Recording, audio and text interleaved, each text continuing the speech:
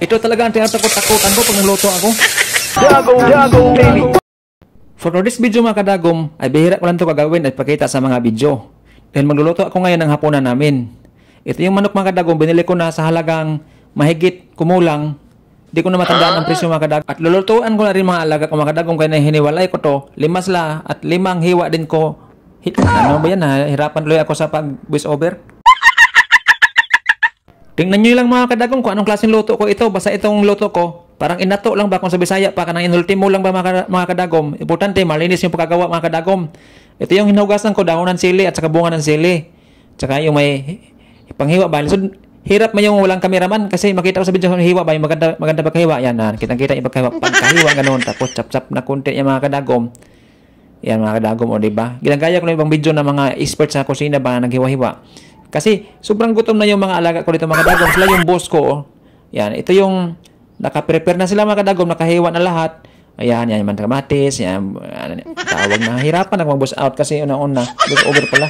Kasi napura ako, no, nag-pressure na ako, gutom na yung si Rambo, yan o, iba na tingin sa akin, tapos yan si Rocky, magkatabi sila o, Rocky and Rambo, ito yung si Yona, nakatingin sa akin, parang magmadali kasi na-pressure na ako mga kadagom. O, tingnan mo sa Ranger mga kadagom, nang hinuktok na ba? Ayaw na! Isip, at sama tingin ni Rambo mga kadagom. Ito na mga kadagom. Lutuin na, painitin daw mantika, painitin yung mantika, lagyan natin to. Dito ko takot sa kanya kasi talsikan, tapos lagyan natin yung mga ingredients iba para medyo amoy na ba, mabangot lang mga kadagom. Ako, ang mga kadagom, di ba ako experts magluto, basta maluto, malinis, okay na, berting asuha po, oy. Dito, mura kong si Abjor Abrenica ba, sarot na kadagom.